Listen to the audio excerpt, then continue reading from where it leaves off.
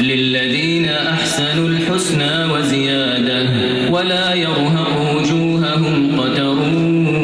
ولا ذلة أولئك أصحاب الجنة هم فيها خالدون والذين كسبوا السيئات جزاء سيئة بمثلها وترهقهم ذلة ما لهم من الله من عاصم كأنما أغشيت وجوههم قطعا من الليل مظلما أولئك أصحاب النار هم فيها خالدون ويوم نحشرهم جميعا ثم نقول للذين أشركوا مكانكم أنتم وشركاؤكم فزيلنا بينهم وقال شركاؤهم ما كنتم إيانا تعبدون فكفى بالله شهيدا بيننا وبينكم إن كنا عن عبادتكم لغافلين هنالك تبلو كل نفس ما أسلفت وردوا إلى الله مولاهم الحق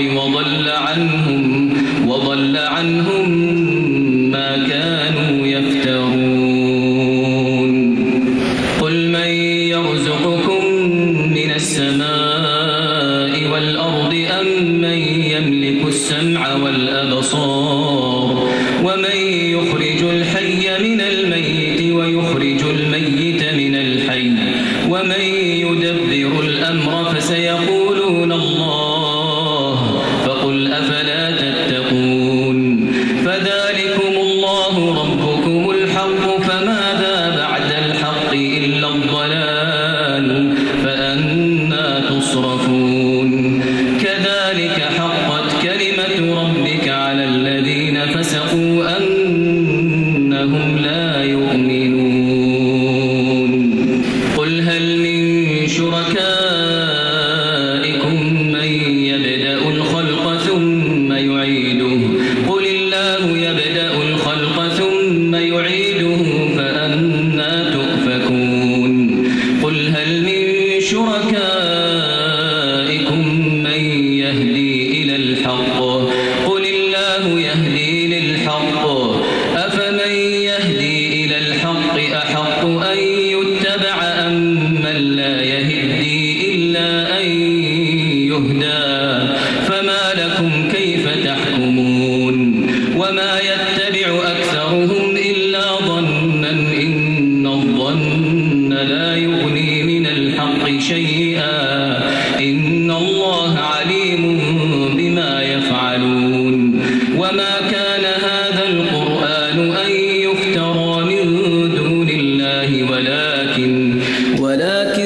تصديق الذي بين يديه وتفصيل الكتاب لا ريب فيه من رب العالمين أم يقولون افتراه قل فأتوا بسورة مثله وادعوا من استطعتم من دون الله إن كنتم صادقين بل كذبوا بما لم يحيطوا بعلمه ولما يأتهم تأويله كذلك كذب الذين من قبلهم فانظر كيف كان عاقبة الظالمين ومنهم من يؤمن به ومنهم من لا يؤمن به وربك أعلم بالمفسدين وإن كذبوك فقل لي عملي ولكم عملكم أنتم بريئون مما أعمل وأنا بريء مما تعملون ومنهم من يستمعون إليك فأنت تسمع الصم ولو كانوا لا يعقلون ومنهم من ينظر إليك أفأنت تهدي العمي ولو كانوا لا يبصرون إن الله لا يظلم الناس شيئا ولكن الناس أنفسهم يظلمون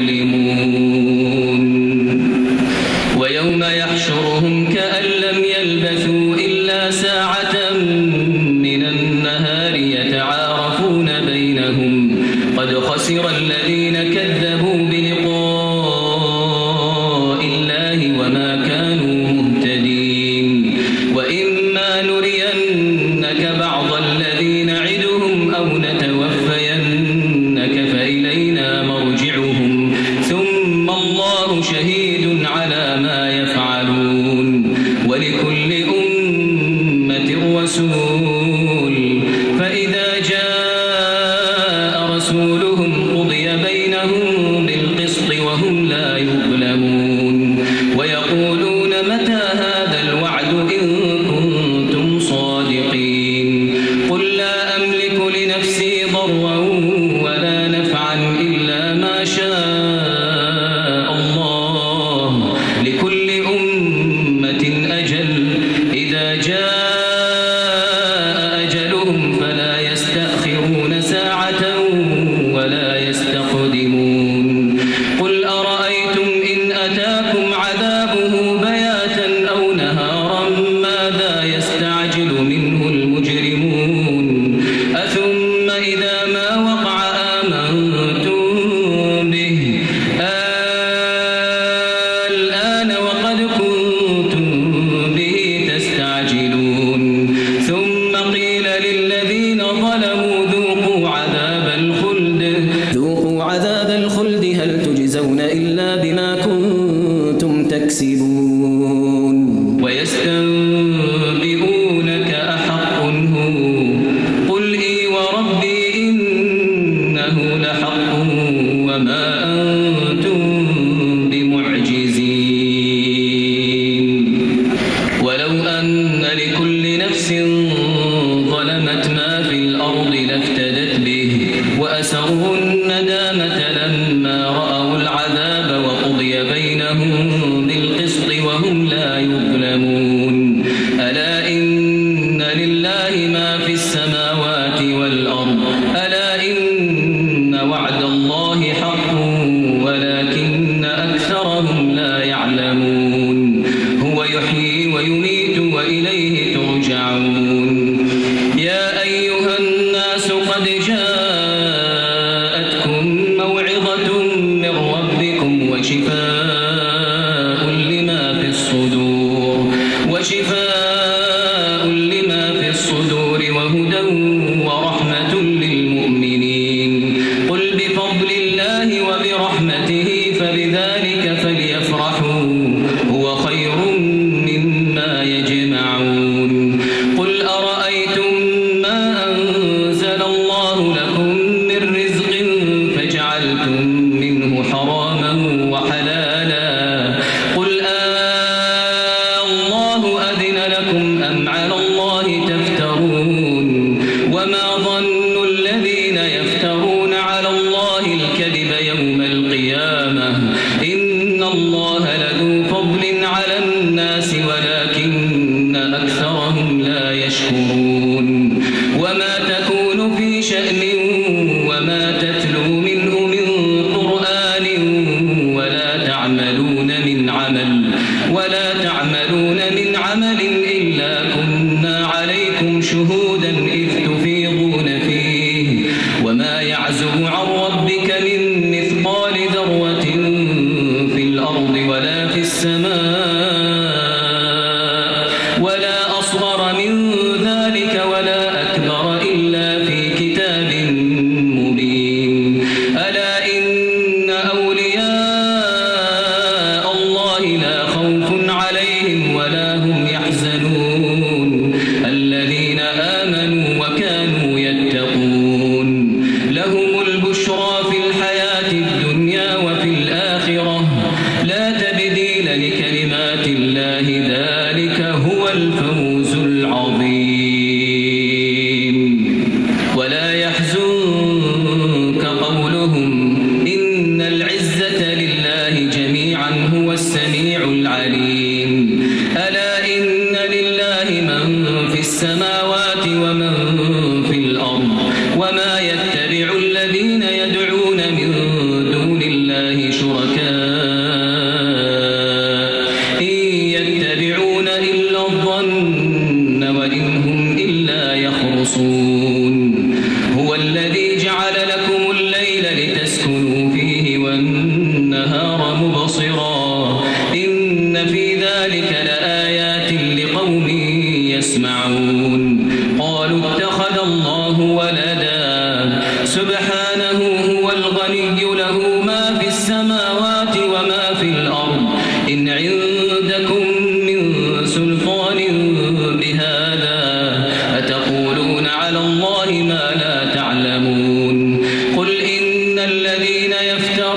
على الله الكذب لا يفلحون متاع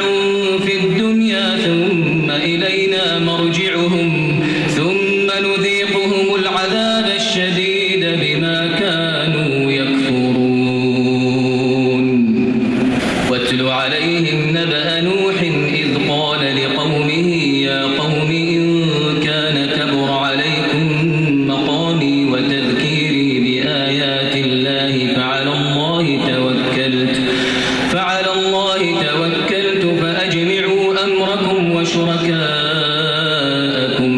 ثم لا يكن أمركم عليكم غمة ثم اقضوا إلي ولا تنظرون فإن توليتم فما سألتكم من أجر إن أجري إلا على الله وأمرت أن أكون من المسلمين فكذبوه فنجيناه ومن معه في الفلك وجعلناهم خلائف وأغرقنا الذين كذبوا بآياتنا فانظر كيف كان عاقبة المنذرين ثم بعثنا من بعده رسلا إلى قومهم فجاءوهم بالبينات فما كانوا ليؤمنوا بما كذبوا به من قبل كذلك نطبع على قلوب المعتدين ثم بعثنا من بعدهم موسى وهارون إلى فرعون وملئه بآياتنا فاستكبروا وكانوا قوما مجرمين فلما جاءهم الحق من عندنا قالوا إن هذا لسحر مبين قال موسى أتقولون للحق لما جاءكم أسحر هذا ولا يفلح الساحرون قالوا أجئتنا لتلفتنا عما وجدنا عليه آباءنا وتكون لكم الكبرياء في الأرض وما نحن لكما بمؤمنين وقال فرعون ائتوني بكل ساحر عليم فلما جاء السحرة قال لهم موسى ألقوا ما أنتم ملقون فلما ألقوا قال موسى ما جئتم به السحر إن الله سيبطله إن الله لا يصلح عمل المفسدين ويحق الله الحق بكلماته ولو كره المجرمون فما آمن لموسى إلا ذرية من قومه على خوف من فرعون وملئهم أن يفتنهم وإن فرعون لعال في الأرض وإنه لمن المسرفين وقال موسى يا قوم إن كنتم آمنتم بالله فعليه توكلوا إن كنتم مسلمين فقالوا على الله توكلنا ربنا لا تجعلنا فتنة للقوم الظالمين ونجنا برحمتك من القوم الكافرين وأوحينا إلى موسى وأخيه أن تبوأ لقومكما بمصر بيوتا واجعلوا بيوتكم قبلة وأقيموا الصلاة وبشر المؤمنين وقال موسى ربنا إنك آتيت فرعون وملأه زينة وأموالا في الحياة الدنيا ربنا ليضلوا عن سبيلك ربنا اطمس على أموالهم واشدد على قلوبهم فلا يؤمنوا حتى يروا العذاب الأليم قال قد أجيبت دعوتكما فاستقيما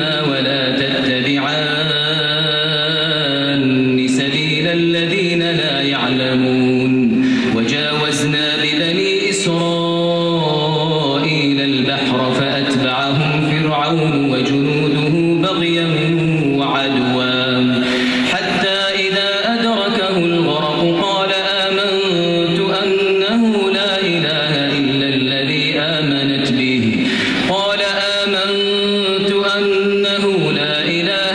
الذي آمنت به بنو إسرائيل وأنا من المسلمين الآن وقد عصيت قبل وكنت من المفسدين فاليوم ننجيك ببدنك لتكون لمن خلفك آية وإن كثيرا من الناس عن آياتنا لغافلون ولقد بوأنا بني إسرائيل مبوأ صدق ورزقناهم من الطيبات فما اختلفوا حتى جاءهم العلم إن ربك يقضي بينهم يوم القيامة فيما كانوا فيه يختلفون فإن كنت في شك مما أنزلنا إليك فاسأل الذين يقرؤون الكتاب من قبلك لقد جاءك الحق من ربك فلا تكونن من الممترين ولا تكونن من الذين كذبوا بآيات الله فتكون من الخاسرين إن الذين حقت عليهم كلمة ربك لا يؤمنون ولو جاءتهم كل آية حتى يروا العذاب الأليم فلولا كانت قرية آمنت فنفعها إيمانها إلا قوم يونس لما آمنوا كشفنا عنهم عذاب الخزي في الحياة الدنيا ومتعناهم إلى حين ولو شاء ربك لآمن من في الأرض كلهم جميعا أفأنت تكره الناس حتى يكونوا مؤمنين وما كان لنفس أن تؤمن إلا بإذن الله ويجعل الرجس على الذين لا يعقلون قل انظروا ماذا في السماوات والأرض وما تغني الآيات والنذر عن قوم لا يؤمنون فهل ينتظرون إلا مثل أيام الذين خلوا من قبلهم قل فانتظروا إني معكم من المنتظرين ثم ننجي رسلنا والذين آمنوا كذلك حقا علينا ننجي المؤمنين قل يا أيها الناس إن كنتم في شك من ديني فلا أعبد الذين تعبدون من دون الله ولكن أعبد الله الذي يتوفاكم وأمرت أن أكون من المؤمنين وأن أقم وجهك للدين حنيفا ولا تكونن من المشركين ولا تدع من دون الله ما لا ينفعك ولا يضرك فإن فعلت فإنك إذا من الظالمين وإن يمسسك الله بضر فلا كاشف له إلا هو وإن يردك بخير فلا راد لفضله يصيب به من يشاء من عباده وهو الغفور الرحيم قل يا أيها الناس قد جاءكم الحق من ربكم فمن اهتدى فإنما يهتدي لنفسه ومن ضل فإنما يضل عليها وما أنا عليكم بوكيل واتبع ما يوحى إليك واصبر حتى يحكم الله وهو خير الحاكمين سمع الله لمن حمده ربنا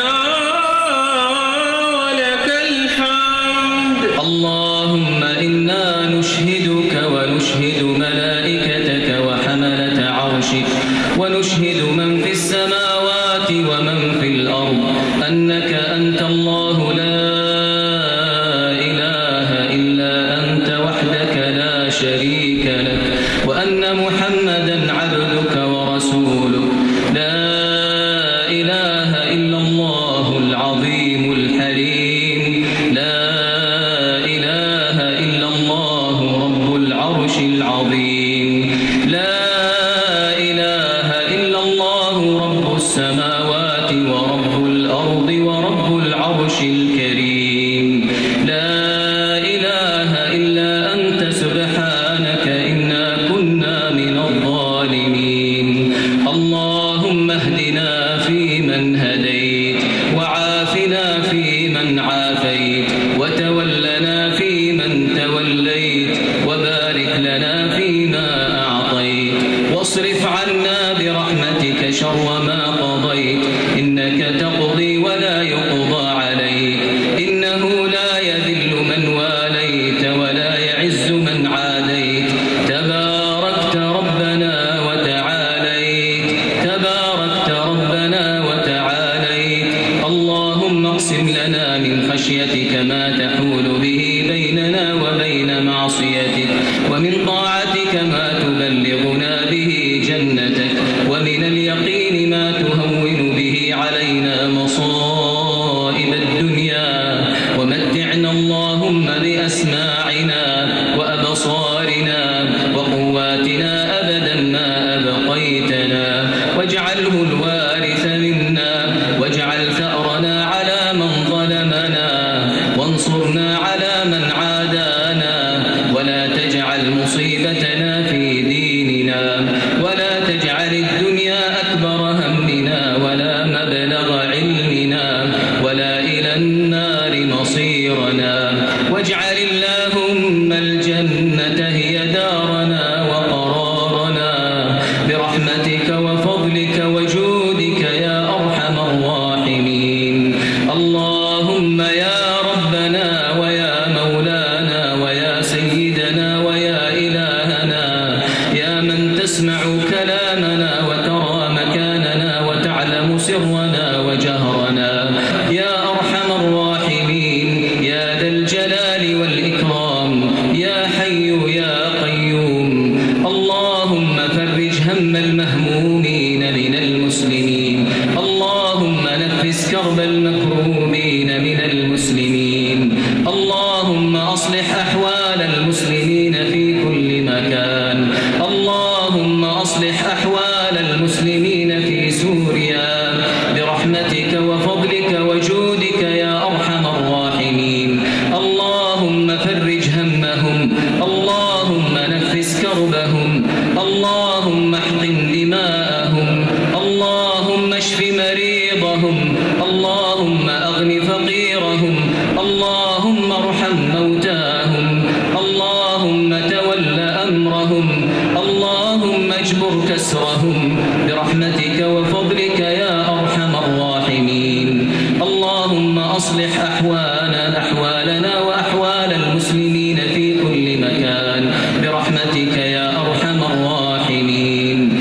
اللهم يا ربنا ويا مولانا ويا سيدنا ويا إلهنا ردنا إليك ردا جميلا عاجلا غير آجل عاجلا غير آجل برحمتك يا أرحم الراحمين اللهم وفق إمامنا بتوفيقك وأيده بتأييدك اللهم إنا نعوذ برضاك من سخطك وبمعافاتك من عقوبتك وبك منك لا نحصي ثناء عليك أنت كما أثنيت على نفسك اللهم صل على نبينا محمد وعلى آل نبينا محمد كما صليت على إبراهيم وعلى